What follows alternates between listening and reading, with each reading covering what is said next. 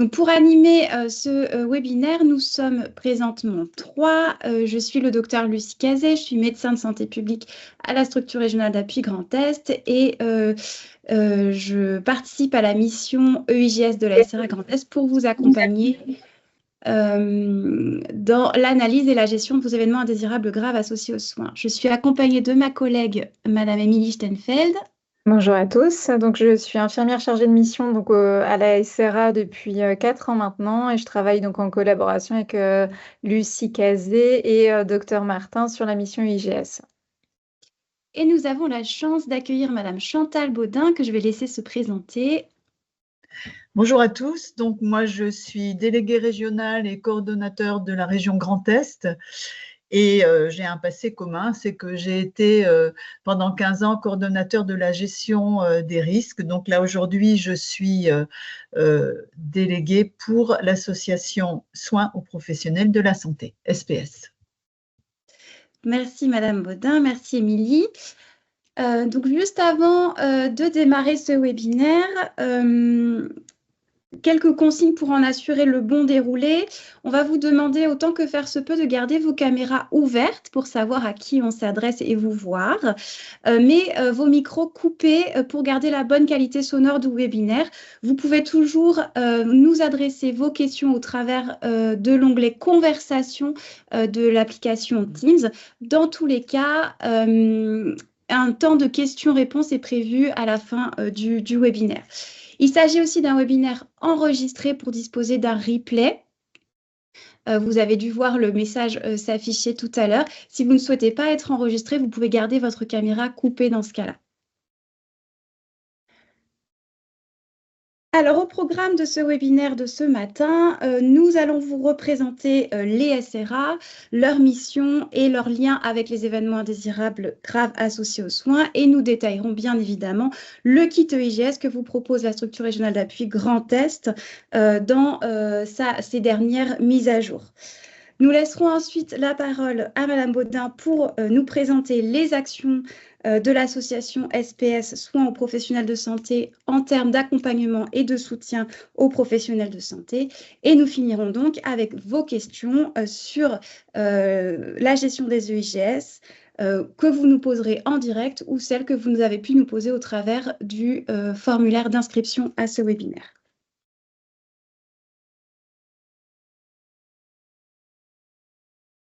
Donc, démarrons avec nos fameux EIGS et le kit de la SRA Grand Est. Donc, les événements indésirables, ce sont des dysfonctionnements au cours du parcours d'un patient. Et ces dysfonctionnements, elles peuvent avoir des conséquences plus ou moins graves, l'important étant que l'on aimerait tous pouvoir les éviter, en tout cas au maximum.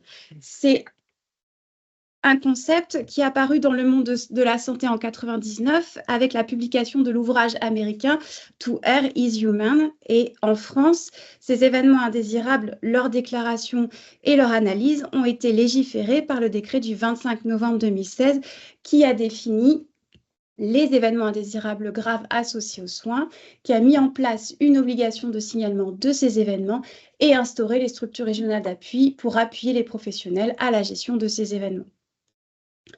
Donc, un événement indésirable grave associé aux soins, c'est un événement qui est inattendu au regard de l'état de santé et de la pathologie de la personne et dont les conséquences sont de trois sortes: le décès du patient, la mise en jeu de son pronostic vital ou la survenue d'un déficit fonctionnel permanent, y compris une anomalie ou une malformation congénitale. Les événements indésirables graves sont donc des événements à déclaration obligatoire pour tout professionnel de santé qui en sont témoins. Et ces déclarations doivent se faire sur un portail Internet et elles sont à destination des agences régionales de santé de chaque région.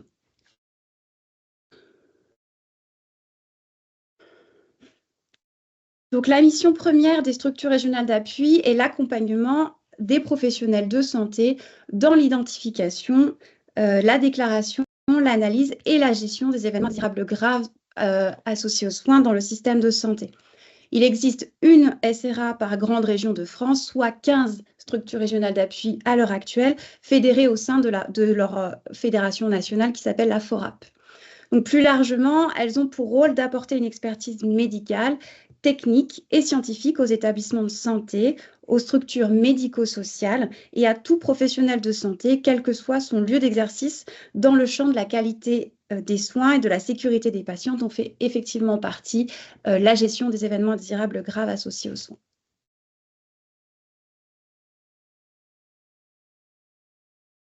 Donc, chez nous, en région Grand Est, la structure régionale d'appui Grand Est dédie une équipe spécifique à la gestion de vos événements indésirables graves, qui est composée du docteur Olivier Martin, notre coordonnateur, notre médecin coordonnateur qui est praticien hospitalier en médecine polyvalente et expert EIGS auprès de la Haute Autorité de Santé. Moi-même, médecin de santé publique qui ai travaillé dans une cellule de gestion des risques d'un CHU avant d'arriver en structure régionale d'appui, et notre infirmière qui est avec nous. Émilie, je te laisse la parole. Oui, donc comme je vous l'expliquais tout à l'heure, donc ça fait 4 ans que je travaille donc à la SRA, donc sur la mission IGS. Avant ça, j'étais en service de soins pendant 12 ans, ce qui m'a permis d'acquérir une expérience terrain au niveau de la qualité et de pouvoir la déployer donc concrètement maintenant sur la SRA.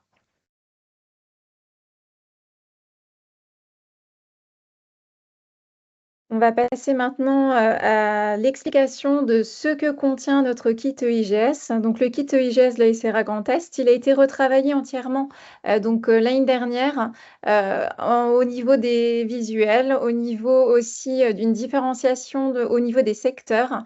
On a différencié les secteurs pour vous permettre de vous y retrouver plus facilement, retrouver les documents qui vont vous permettre de gérer vos EIGS avec des supports de communication et des supports d'analyse et de suivi pour ces événements indésirables graves associés aux soins.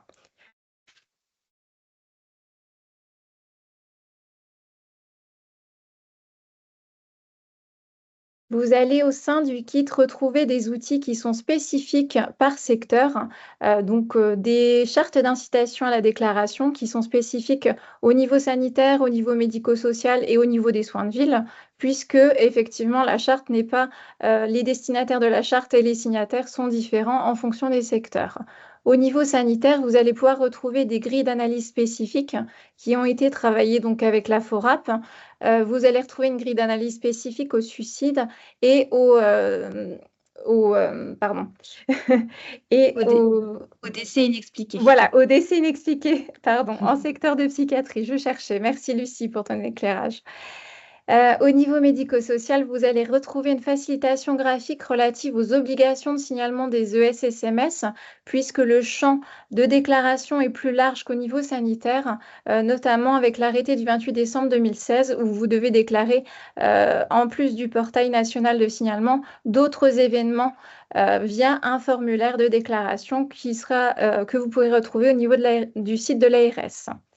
Au niveau des soins de ville, vous avez également des spécificités, tant au niveau de la grille d'analyse utilisée, qui est la grille CADIA, tant au niveau de la déclaration, puisque les professionnels sont seuls et là, bien souvent, ils doivent nous appeler pour les aider à déclarer, à la fois à reconnaître, puisque c'est plus compliqué, et à déclarer leurs événements indésirables graves associés aux soins.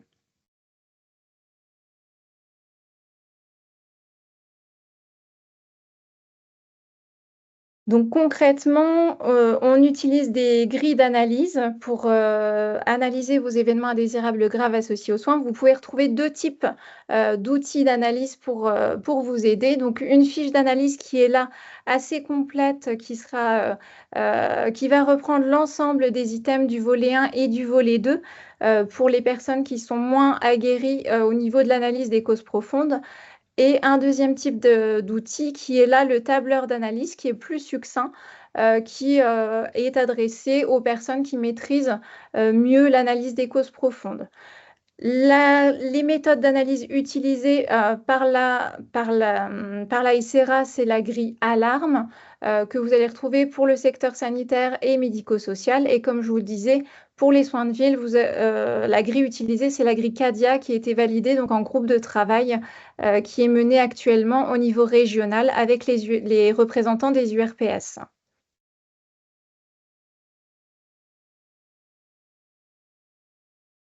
Alors concrètement, que contient notre kit EIGS? Donc il a été décomposé en 3 étapes.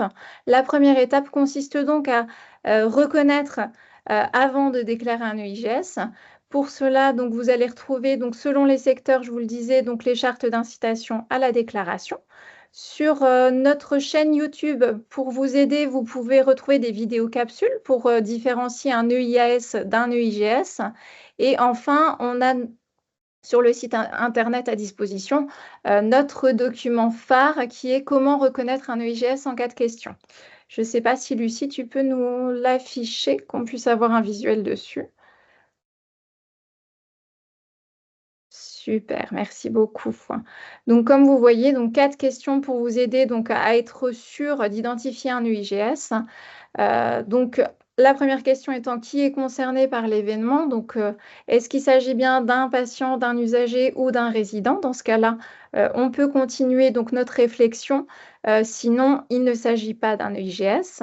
La deuxième question, c'est est-ce que l'événement est lié aux soins? Est-ce que les soins, l'accompagnement ou leur absence ont provoqué l'événement?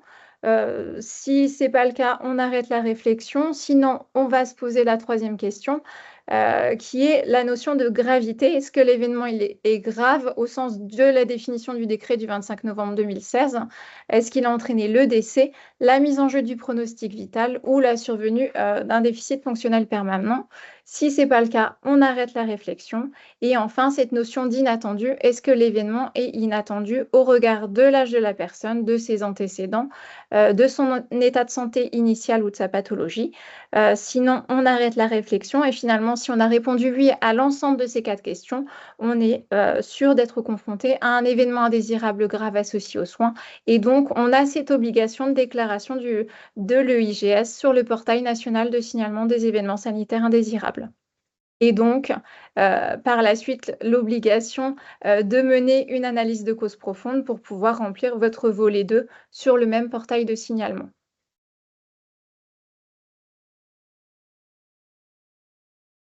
Ensuite, dans notre kit, vous allez retrouver donc le plan de déclaration. Quelles sont les mesures à prendre donc, en cas de survenue d'un EIAS et donc qu'est-ce qu'on attend pour remplir notre déclaration du volet 1. Vous retrouvez également le circuit de déclaration externe, donc le circuit au niveau régional. Qu'est-ce qui se passe concrètement une fois que j'ai déclaré donc mon EIGS sur le portail national de signalement? Donc au niveau régional jusqu'à l'anonymisation, donc ensuite pour la transmission à la Haute Autorité de Santé. Et ensuite, quelles sont les étapes de l'accompagnement de la SRA Grand Est si je souhaite l'appui de la SRA pour l'analyse de cet événement indésirable grave associé aux soins. La deuxième étape, c'est donc de disposer d'un lieu d'analyse pour cet événement indésirable grave associé aux soins. Si je ne dispose pas au sein de mon établissement d'une structure, comment est-ce que je peux déployer finalement un CREX, donc un comité de retour d'expérience, ou une RMM, donc une revue de morbimortalité. Donc pour ce faire, vous avez à votre disposition les livrets de bord du CREX et de la RMM qui vous expliquent les spécificités et le déroulement de ces instances. Également à votre disposition, donc un mémo qui va vous permettre de faire une différenciation entre ces deux grandes instances. Vous allez retrouver les similitudes et donc les différences de ces instances. La troisième étape, une fois que j'ai donc reconnu et déclaré donc mon EIGS, je vous le disais, ça demande donc ensuite de réaliser une analyse de cause profonde. Donc, c'est la troisième étape, réaliser l'analyse et le suivi de cette analyse. Vous allez retrouver donc le mémo sur le rapport circonstancié qui va vous aider à finalement récapituler toutes les étapes de chronologie des faits qui sert au niveau de votre déclaration du volet 1 qui est finalement le support de votre volet 1, la grande étape pour faire votre volet 1. Ensuite, un autre document pour là plus vous aider au niveau de l'animation de la réunion d'analyse et un autre document pour vous aider à mener l'analyse de cause profonde. Comme je vous l'ai déjà évoqué, vous allez retrouver également les grilles d'analyse spécifiques qui ont été travaillées en fédération, donc sur le suicide et les décès inexpliqués donc en secteur de psychiatrie. Et puis vous retrouvez donc les outils d'analyse spécifiques, donc que ce soit la fiche d'analyse des causes profondes ou le tableur d'analyse. Et enfin, une fois que j'ai réalisé mon analyse, vous avez à votre disposition sur le site internet une trame qui va vous aider à réaliser le compte-rendu de cette analyse avec les principes à garder donc au niveau de l'anonymisation des faits.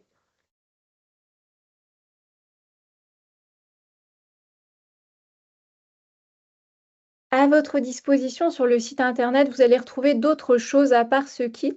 Vous allez retrouver donc des fiches de retour d'expérience qui sont publiées soit en collaboration avec d'autres SRVA ou alors selon les secteurs, pardon. Donc au niveau sanitaire, au niveau médico-social. Elles sont publiées de manière régulière sur des accompagnements qui ont été menés par la SRA Grand Est. De manière annuelle, vous allez retrouver donc l'ensemble des analyses qui ont été réalisées par la SRA Grand Est avec l'accord évidemment des établissements sous la forme d'un livret qu'on appelle donc le VED et MECOM. Vous pouvez également le retrouver. Des fiches mémo. Donc là, vous avez la fiche mémo sur le rapport circonstancié, mais d'autres fiches, avec des infographies également visuelles pour comprendre et mettre en œuvre la gestion des risques. À votre disposition, vous avez également 4 tomes de bande dessinée qui ont été travaillés avec un facilitateur graphique. Qui vont vous expliquer qu'est-ce qu'un EIGS, comment je vais analyser cet EIGS. Vous avez également une BD spécifique à la déclaration sur le secteur médico-social, donc c'est le dernier tome qui a été réalisé.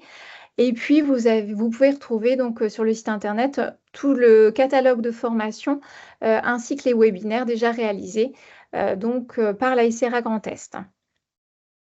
Donc, comme on vous l'a dit, tous les documents relatifs à la déclaration et à l'analyse des EIGS sont disponibles en libre accès sur le site internet. Il n'y a pas de nécessité d'être adhérent pour accéder à ces outils spécifiques aux EIGS. Merci Émilie. Donc voilà pour cette présentation de la SRA Grand Est, de ses ressources disponibles pour la gestion de vos jeux EIGS. Nous allons maintenant laisser la parole à Madame Baudin pour nous parler de l'accompagnement et du soutien aux professionnels de santé et nous présenter l'association SPS. Merci beaucoup à la SRA de me permettre de faire cette présentation aujourd'hui. Diapo suivante. Donc, en fait, l'association SPS est une association qui a fêté ses 10 ans cette année, qui est une association nationale reconnue d'intérêt général et qui vient en aide aux professionnels de santé et agit en prévention pour leur mieux-être. Donc, je vais vous présenter les différentes solutions qu'on peut proposer aux professionnels. Alors, qui sont les professionnels de la santé ? Pour nous, c'est au sens large, qu'on soit en mode d'exercice libéral, salarié, qu'on soit également administratif, pas forcément que les soignants, qui peuvent avoir besoin d'aide. Et en quel état sont-ils? C'est la question qu'on va se poser. Vous avez beaucoup de réponses dans les réseaux sociaux, les reportages, les médias. Et vous savez que la souffrance des professionnels est une thématique qui ne fait que s'aggraver. Pour Mémo, vous pouvez accéder et trouver en ligne un rapport qui avait été commandé par le ministère de la Santé en 2023 et qui a rassemblé 4 500 000 réponses de professionnels. 50% ont des problèmes d'organisation de leur travail. Plus d'un tiers souhaiterait mieux prendre soin d'eux. Et ce qui est important et qui va vous parler en tant que qualiticien ou gestionnaire de risque, c'est qu'ils pensent pour la moitié que leur souffrance psychologique pourrait impacter la qualité des soins au point de mettre en danger les patients. Donc c'est un point très important de savoir que la santé physique et la santé mentale des soignants contribuent aussi au prendre soin des patients. Sur la suivante, une autre enquête plus récente qui a été réalisée par Odoxa en 2024, qui va pointer donc une mauvaise satisfaction des soignants sur leur qualité de travail. La thématique de la violence au travail qui reste un problème d'actualité dont on parle beaucoup. Le stress et la santé mentale qui sont aussi des thématiques très impactées.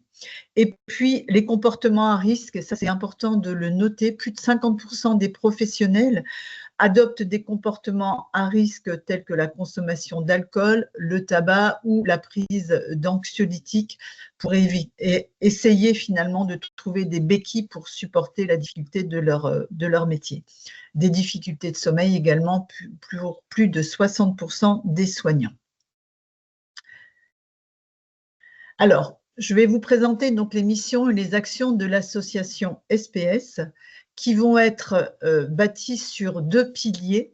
Le premier pilier, alors je vais vous parler en risque, ça va être plus significatif pour vous, qui est l'accompagnement. Donc, on est bien dans la gestion du risque a posteriori. Et le deuxième pilier, c'est la prévention. On est cette fois dans la gestion du risque a priori. L'accompagnement, c'est venir en aide aux professionnels de la santé. Et pourquoi j'insiste là-dessus? Parce que vous qui analysez des événements indésirables graves associés aux soins, une fois que vous aurez trouvé les causes profondes qui sont souvent multiples, vous serez face à des professionnels qui sont en souffrance, qui sont marqués parce qu'un événement grave est arrivé, un décès non attendu, ça peut toucher des enfants, ça peut toucher des patients auxquels on s'est attaché. Et ces professionnels peuvent être soit individuellement touchés, soit ça peut être des équipes. Et c'est vrai qu'on met en place des dispositifs qui s'appuient sur l'aide des directions qualité, des médecins du travail, des psychologues du travail, mais en tout cas, SPS, au travers son dispositif d'accompagnement, va être complémentaire à ce qu'on peut développer. Alors, ce dispositif d'accompagnement s'appuie sur une plateforme de psychologues pour l'écoute, qui peuvent être poursuivis par des consultations physiques et également, éventuellement, dans certains cas, par une hospitalisation dédiée. Donc, les psychologues, ce dispositif, il est à noter que c'est un dispositif disponible 24 heures sur 24, 7 jours sur 7, qui est anonyme et confidentiel avec 100% de décrochés. C'est très important puisque dans nos statistiques, on se rend compte que plus d'un tiers de nos appels ont lieu en soirée ou le week-end ou jour férié. Donc, cette continuité de l'écoute est un point fort de notre dispositif. On entre dans le dispositif soit par un numéro vert, le 0805 23 23 36, que vous pourrez donc avoir en mémo sur le replay, et puis également depuis un an via une application mobile ASSO-SPS qui permettra également d'accéder à la plateforme de 120 psychologues, la plateforme Proconsult. Ces psychologues sont formés à l'écoute des soignants et au risque suicidaire. Alors, comment on entre dans le dispositif? Donc, quand on est sur l'application, sur le premier écran de gauche, vous voyez apparaître 2 fenêtres. J'ai besoin d'être écouté et soutenu, ou bien je découvre les ressources. Donc, si on est sur le dispositif d'écoute, on va cliquer sur la première fenêtre et on va avoir apparaître sur l'écran un certain nombre de psychologues étiquetés en vert qui seront disponibles et prendre l'appel du professionnel qui en a besoin. D'autres psychologues sont étiquetés orange car ils sont déjà en ligne. La seconde fenêtre, c'est « Je découvre les ressources ». Cette fois, on aura un renvoi sur le site SPS et c'est le dispositif de prévention que je vous présenterai ensuite. Alors, une fois qu'on a on est en ligne avec le psychologue de la plateforme, il y a donc un entretien qui a lieu. Et là, ça va vous parler également. Ces entretiens vont être gradués du niveau 0 au niveau 5. On est vraiment dans la gestion du risque psychosocial. Le niveau 0, ce sont des curieux qui veulent savoir si vraiment, finalement, il y a quelqu'un au bout du fil et au bout du carré vert du psychologue. Ensuite, pour les appels gradés 1 et 2, qui correspondent à des situations d'anxiété, des situations de dépression accompagnées ou non d'addiction. le professionnel sera orienté vers un psychologue ou vers un médecin généraliste formé de sa région, puisqu'on s'appuie sur un réseau national du risque psychosocial, le fameux RNRPS, qui permettra de proposer des consultations. Si le niveau de gravité est en niveau 3 ou niveau 4, c'est-à-dire épuisement professionnel ou idéation suicidaire, plus ou moins addiction toujours, cette fois, on va orienter le professionnel vers un médecin généraliste ou vers un psychiatre. Et pour les appels donc d'idéation suicidaire plus ou moins inquiétante, on va orienter le soignant vers notre cellule de crise suicide. Alors, cette cellule, c'est un groupe WhatsApp composé de notre président, un médecin généraliste, Éric Henry, qui a créé l'association, accompagné d'un psychiatre et de deux psychologues, qui vont demander à l'appelant de lever l'anonymat, mais en général, quand on appelle, évidemment, c'est qu'on a besoin d'aide, et qui vont lui proposer, cette fois, vu la gravité de son état, une hospitalisation en unités dédiées qui sont réparties au niveau national. Et puis, le dernier niveau, c'est l'appel de grade 5, avec un risque de passage à l'acte imminent. Et cette fois-ci, donc, il y aura un recours avec, au SAMU, un appel aux urgences. Alors, au niveau des statistiques, on peut constater pour l'année 2024, je vous invite à lire le bas du tableau, qu'on a quand même eu 132 appels en niveau 4 et 4 primes et 6 appels en niveau 5, ce qui veut dire qu'il y a quand même vraiment la nécessité de mettre en place ce dispositif d'accompagnement et de désamorcer la crise, d'essayer d'être à l'écoute en sachant que nos durées moyennes d'écoute sont quand même de 30 minutes. Donc, vous voyez que ce soutien est une vraie valeur ajoutée. Alors, sur le réseau national du risque psychosocial, sur lequel on s'appuie pour proposer une prise en charge à l'appelant. Donc, il est composé de 400 psychologues, médecins généralistes et psychiatres répartis par département. Et SPS va proposer pour entamer et amorcer le suivi de consultations ou téléconsultations chez un psychologue de notre réseau avec une prise en charge sur la base de 50 € pour les 2 premières consultations afin d'inciter le soignant à débuter sa prise en charge. Donc ça, c'est important pour essayer d'amorcer ça. La suivante. Alors, vous voyez qu'on va pouvoir trouver sur le site par département la liste de ces professionnels du réseau. Et la suivante. On va pouvoir mettre en évidence en 2024 que quasiment 70% de nos appels sont réorientés. Environ 20% correspondent à des professionnels qui ont déjà entamé un suivi. Il y a des orientations également qui sont refusées et il y a toujours les curieux qui vont appeler moins de 5 minutes pour savoir si ça marche vraiment. Sur les hospitalisations dédiées, on va s'appuyer donc sur des structures privées en général. Vous voyez, pour le Grand Est, on a Psypro, c'est de l'hospitalisation de jour à Metz. Et puis les Boucles de Moselle à Toul. On est aussi en discussion pour des lits sur Strasbourg. Et on va proposer aux professionnels une prise en charge intensive, hyper spécialisée. Parfois, et certains professionnels préfèrent changer de région pour préserver leur anonymat. Vous voyez qu'on a quand même des structures dédiées partout en France qui permettent cet accompagnement. La suivante. Alors, si on fait un bilan depuis 2016, on a répertorié 35 000 appels sur notre plateforme. Le pic de la période Covid, bien évidemment, ou particulièrement dans le Grand Est, cette plateforme a été vraiment soutenue par l'ARS Grand Est, qui fait partie vraiment d'un plus gros soutien. Et vous voyez qu'on continue à monter ce nombre d'appels entre 2023 et 2024, pardon. Alors, c'est une bonne et une mauvaise nouvelle. La bonne nouvelle, c'est finalement que SPS est de plus en plus connu par les soignants. Mais la mauvaise nouvelle, ça veut dire que beaucoup de soignants nécessitent cet accompagnement et cet appel à la plateforme, qui va concerner à 57% donc des IDE, des médecins et des aides-soignantes. Un petit focus sur le Grand Est, vous voyez qu'on a une augmentation de plus de 33% entre 2023 et 2024. Ça représente plus de 10 appels par semaine en Grand Est. Donc, on continue à monter. Donc, voilà, ce soutien est indispensable. Alors, j'insiste sur l'intérêt pour vous de ces plateformes d'écoute, à la fois pour les secondes victimes dans le cas d'événements indésirables graves associés aux soins, mais également toutes les fiches d'événements indésirables que vous allez traiter quotidiennement en lien avec le risque psychosocial, avec des situations d'épuisement, de dépression, des demandes de soutien. C'est aussi important de pouvoir proposer des actions de prévention qui vont être basées sur des ateliers de sensibilisation, des formations et d'autres ressources que je vais vous présenter. Alors, les ateliers, l'objectif, en fait, c'est de faire prendre conscience aux soignants qu'il n'est pas là pour se sacrifier, même s'il a une vocation importante, mais qu'il doit prendre soin de sa santé physique et de sa santé psychique. Donc, ces ateliers vont lui permettre de mettre en place des comportements vertueux et proposer des solutions concrètes à travers des ateliers et des échanges.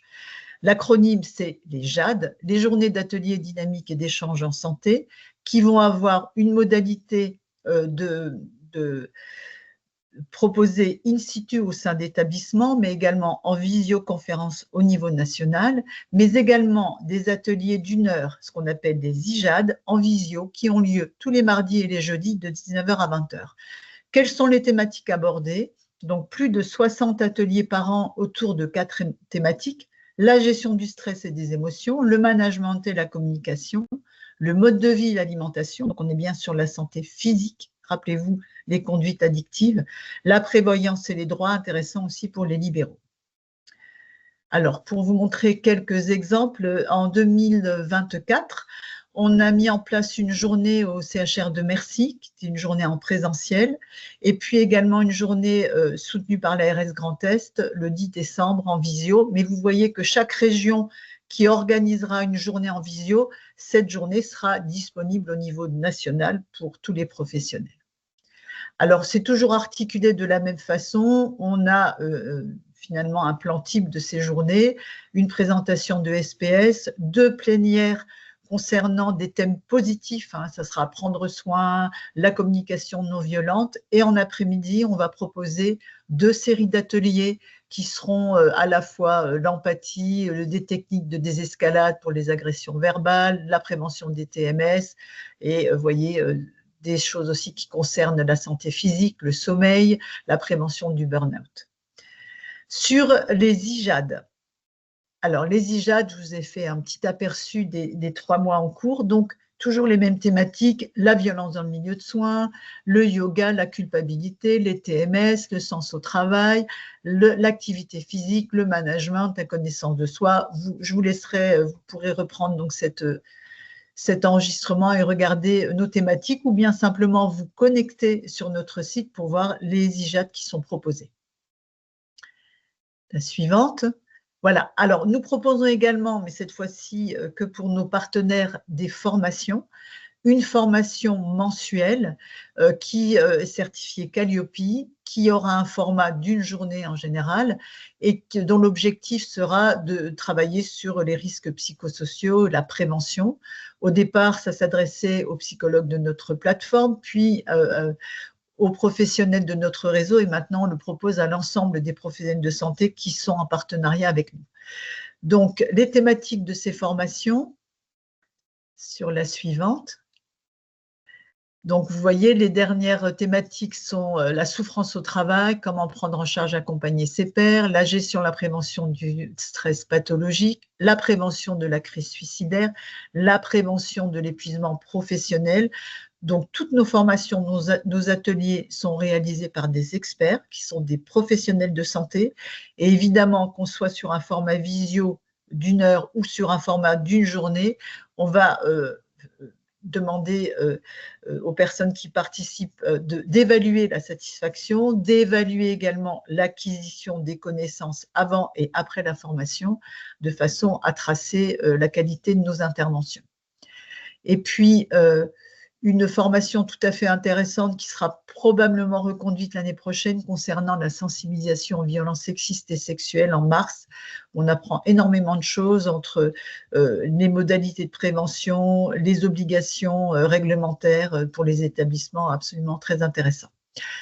Alors, d'autres propositions, des ressources qui sont des groupes de parole mensuels en visioconférence, des fiches pratiques et des autotests. Parce que c'est important aussi de faire le bilan de sa santé quand on est professionnel.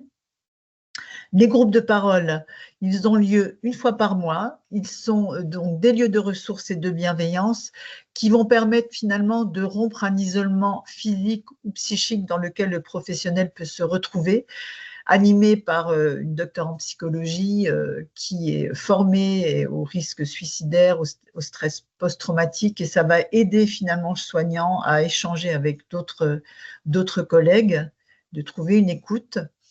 D'autres ressources également qui sont les fiches pratiques. On a une trentaine de thèmes et une trentaine de fiches sur le site. Et la suivante, on va pouvoir retrouver toujours les mêmes thématiques que je vous avais évoquées. C'est important donc de prendre le temps de se tester. Là, on a un partenariat intéressant avec la CEFAR, le Collège français des anesthésistes réanimateurs. On va pouvoir tester l'alcool, l'anxiété, le burn-out, la fatigue, le sommeil, les contraintes professionnelles, le stress post-traumatique. La suivante, également un test sur le sommeil en lien avec le réseau Morphée et un test concernant l'activité physique. Donc l'idée finalement, c'est quoi le réseau Morphée? micro ouvert quelque part, qui résonne. Alors, est-ce que tout le monde peut bien fermer son micro? Voilà. Donc, l'important, c'est que le professionnel puisse se tester et finalement se dire « j'ai un problème d'activité physique » et choisir le panel d'ateliers en lien avec sa problématique. Mais l'auto-évaluation est essentielle avant d'arriver peut-être dans un état d'épuisement, de burn-out où il sera parfois trop tard pour le professionnel qui devra s'arrêter et qui sera en souffrance. La suivante.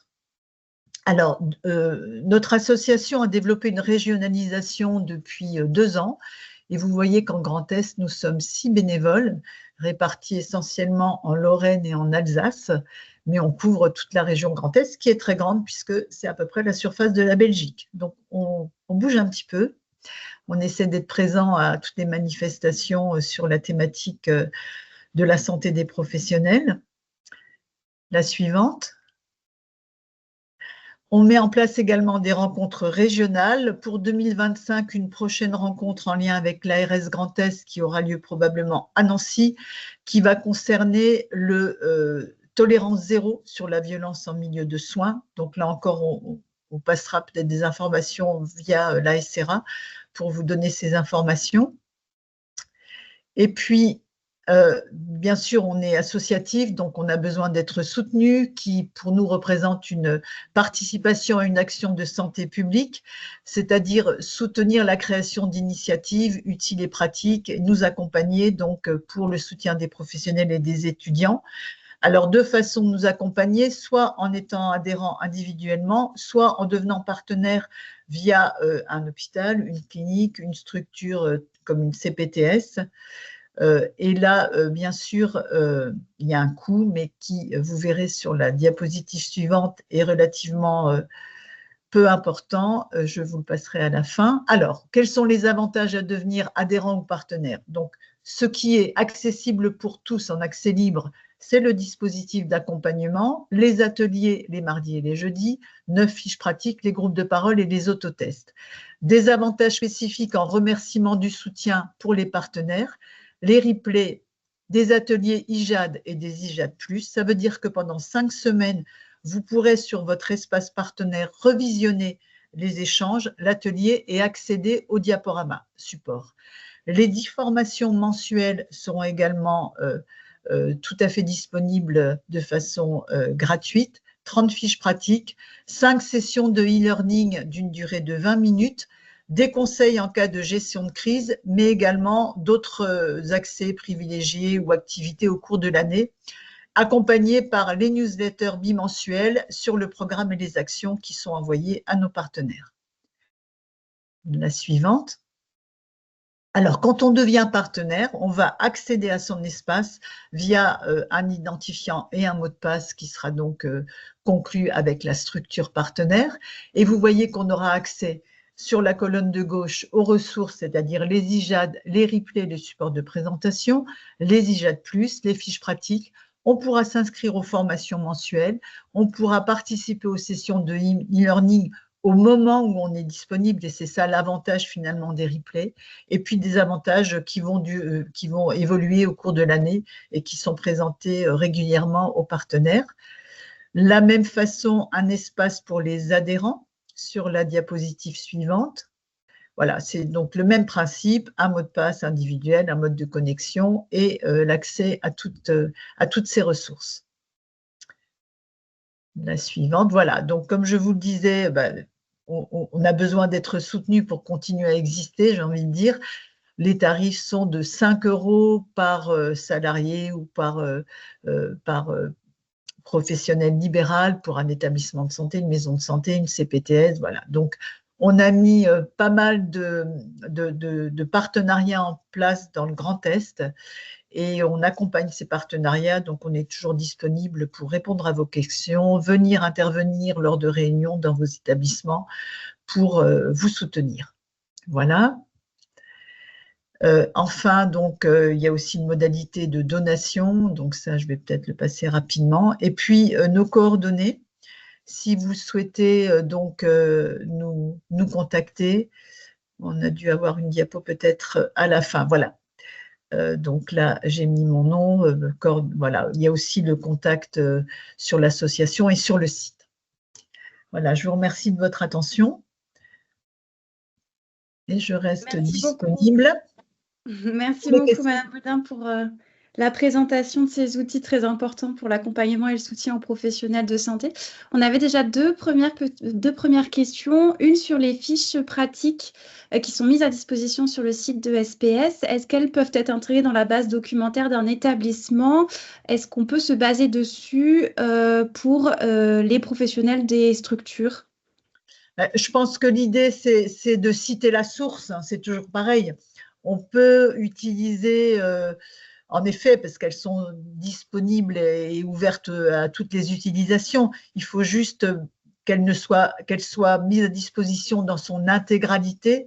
Et là, du coup, on aura le logo SPS, voire le logo du cabinet Catalyse avec lequel on travaille. Donc, ça veut dire qu'on identifie l'appartenance finalement de la fiche. Hein. Je crois que ça, c'est quelque part quelque chose qu'on peut acter et on peut travailler de cette façon, en effet.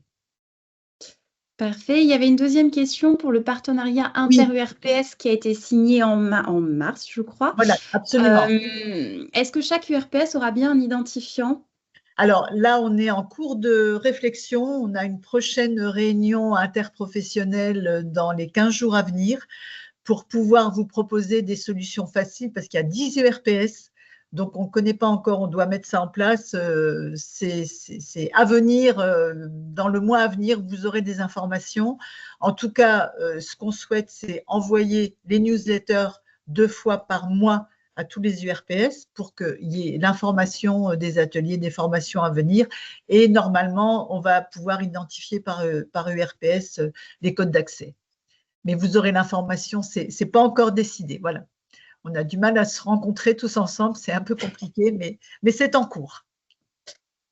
Parfait. Donc, comme vous l'avez compris, on va passer à vos questions sur le kit EIGS de la SRA, les EIGS et leur gestion et bien sûr les outils de l'association SPS. N'hésitez pas à réactiver individuellement vos micros pour nous poser vos questions, si vous en avez d'autres, ou à les inscrire aussi dans l'onglet conversation. On va relayer au fur et à mesure. Est-ce qu'il y a donc des questions sur ce qui vous a déjà été présenté ?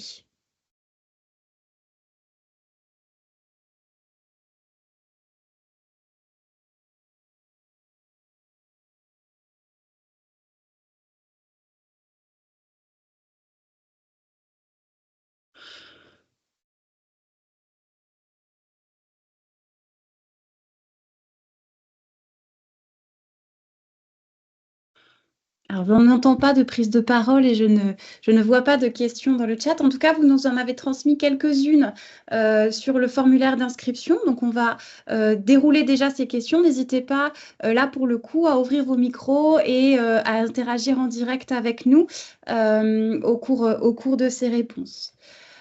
Donc, l'une des premières questions, c'était le circuit de signalement.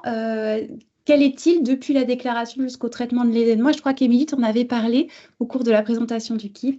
Oui, j'en ai parlé effectivement. Donc, vous pouvez retrouver deux documents. Donc, le premier document relatif donc à notre appui, donc à l'appui de la ICERA Grand Est, qui va vous décrire les grandes étapes donc de la prise en charge de cet appui, donc de la prise de contact à la reconstitution de votre chronologie des faits, à la réunion d'analyse et ensuite donc à la clôture de l'EIGS qui passe par la déclaration de votre volet 2.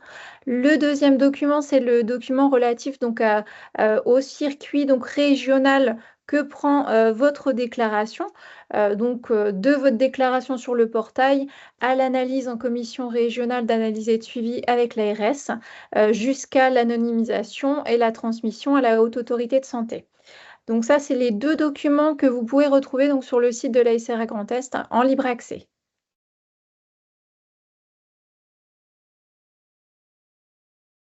La deuxième question était relative aux documents à envoyer à chaque étape de la déclaration. Donc, j'en ai un petit peu parlé lors de la présentation du kit. Donc, votre déclaration en cas de IGS, elle va se faire en deux étapes. La déclaration du volet 1, donc sur le portail national de signalement, elle reprend finalement les premiers éléments qui sont relatifs à votre déclaration.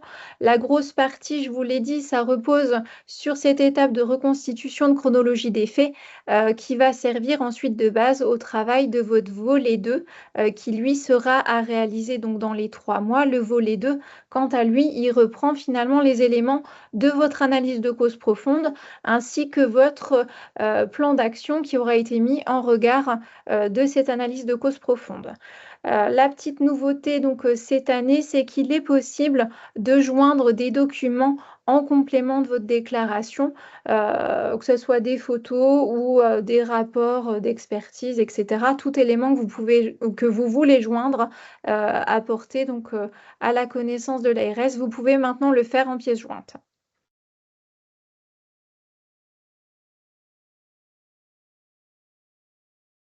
La troisième question, c'était quelle méthode d'analyse faut-il privilégier pour l'analyse des événements indésirables graves associés aux soins?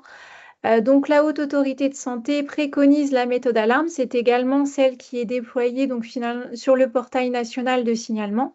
C'est celle qui sert de base donc aux items du portail et c'est aussi la méthode que l'on utilise au sein de la SRA Grand Est. Il n'y a absolument pas d'obligation à utiliser une méthode d'analyse plutôt qu'une autre. Ce qu'on recommande, c'est d'utiliser une méthode d'analyse que l'établissement maîtrise. Simplement, il faudra réaliser à transposer ensuite les éléments de votre analyse par rapport aux items demandés sur le portail qui, eux, sont basés sur la méthode alarme.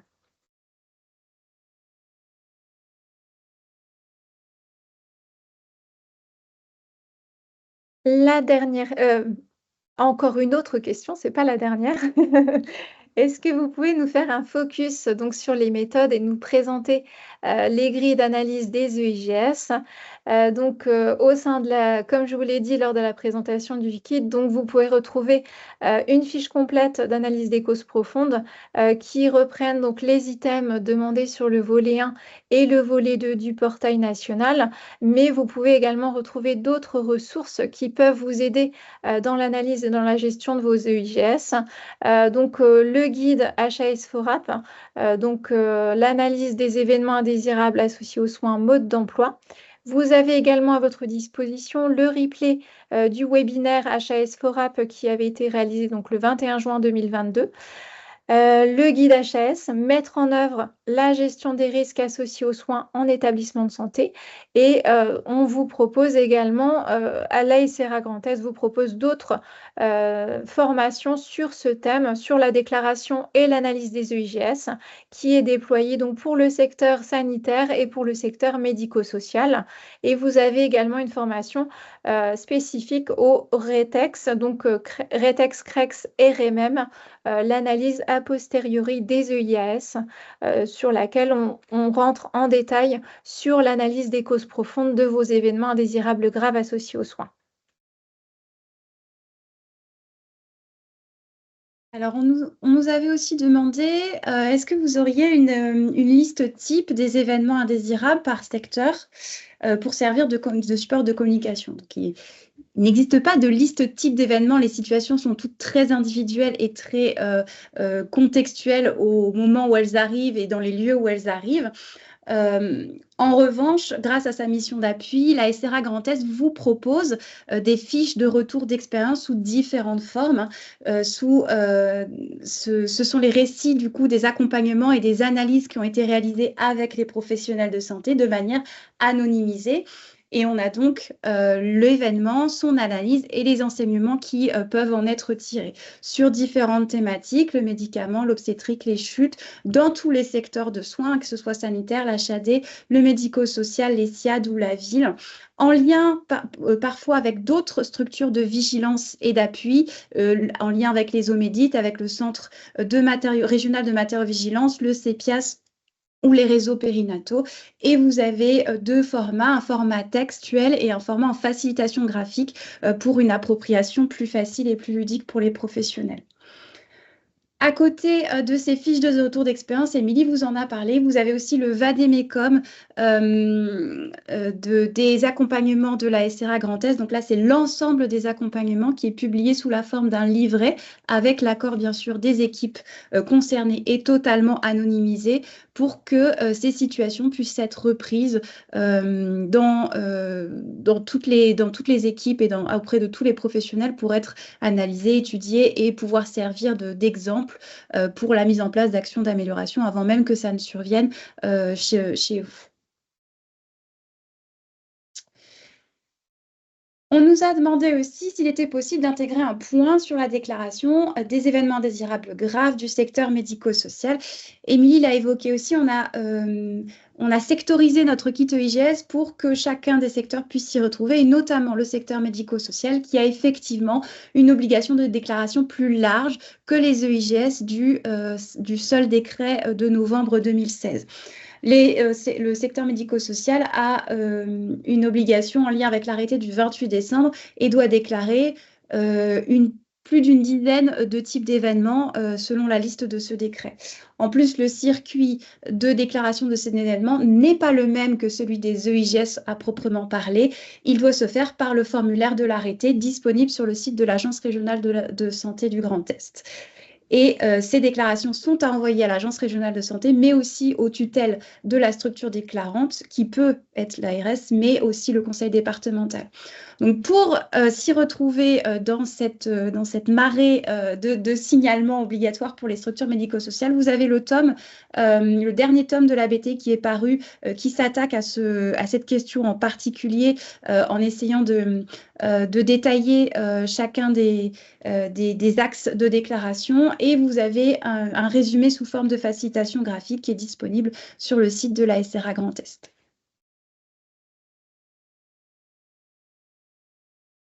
On nous a demandé aussi comment intégrer la notion de presque accident dans les circuits de déclaration et d'analyse des événements indésirables des structures, parce que depuis la version 2023 du référentiel de certification des établissements de santé, les critères en lien avec la gestion des événements indésirables incluent l'intégration et la prise en compte des presque accidents. Donc, les presque accidents, qu'est-ce que c'est? Ce sont des événements indésirables qui vont se produire, mais qui sont arrêtés par une action d'un professionnel de santé qui se rend compte qu'une erreur est en train d'être commise et donc qui la rattrape, si je puis dire. C'est ça un presque accident, et c'est important à identifier, à déclarer et à analyser, parce qu'il ne porte pas la charge émotionnelle de la conséquence grave d'un EIGS. Donc, il est plus facile pour les professionnels à analyser, il est plus valorisable aussi pour eux puisqu'il met en avant les actions des professionnels, et ces causes profondes, quand on en fait l'analyse, seront exactement les mêmes que si on avait eu une conséquence plus ou moins grave de cet événement. C'est pour cette raison qu'il est intéressant de les identifier et de les signaler pour pouvoir les analyser.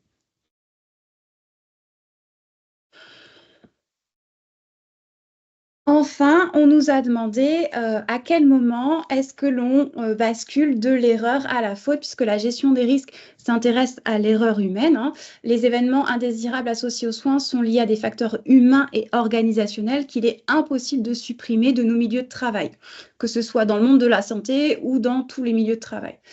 Ces événements, ils sont liés à des erreurs humaines que tout agent, qui il soit, aurait commis si on l'avait mis dans les mêmes conditions. Donc, on parle à ce moment-là d'erreur. L'objectif des méthodes d'analyse de cause profonde, c'est d'aller au-delà de l'erreur humaine, d'aller chercher les facteurs organisationnels qui ont mis en position les agents de commettre les erreurs pour les diminuer au maximum et éviter de remettre les agents dans cette position de commettre l'erreur. Parfois, cependant, il peut arriver que au cours de l'analyse de l'événement, on se rend compte qu'il y a un comportement volontaire ou non d'un agent qui a mené, en tout cas qui a participé à la survenue de l'événement. Et c'est là où il devient difficile de situer la limite entre l'erreur et la faute. Donc, plusieurs questions peuvent aider à se situer dans ce cas-là. Est-ce que les actes qui ont été commis ont été commis de manière délibérée?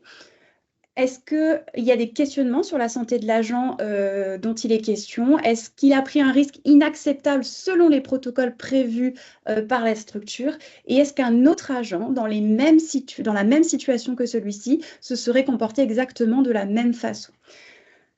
Voilà, dans tous les cas, un événement qui est lié à une faute ne s'analysera pas selon des méthodes systémiques, mais il doit être géré à un niveau disciplinaire.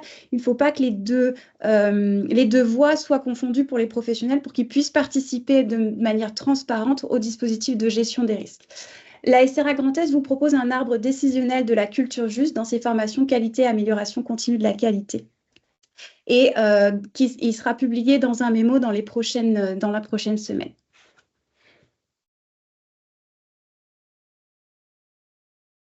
Alors voilà pour toutes les questions que vous nous aviez transmises. Est-ce que vous en avez d'autres? Donc n'hésitez pas à rouvrir votre micro, à nous adresser vos questions par le chat. On a balayé pas mal de choses déjà.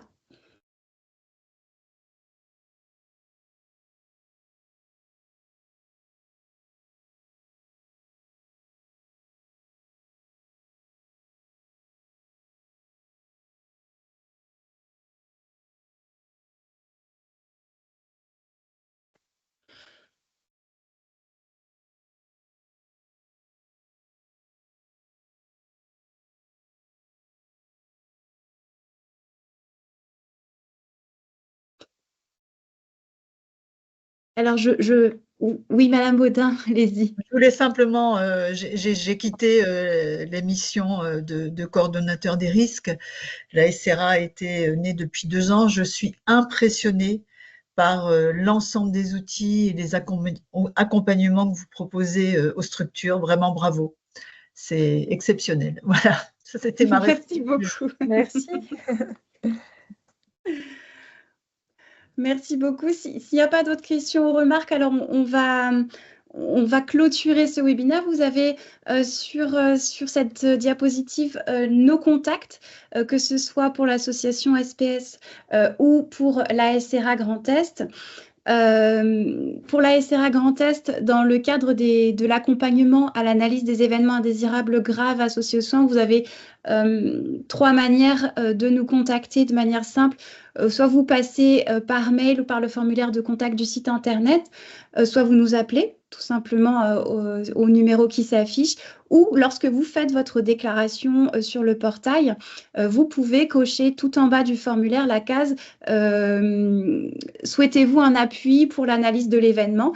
Et si vous cochez cette case, vous allez être contacté dans les jours qui suivent par la SRA pour vous accompagner dans l'analyse de votre IGS.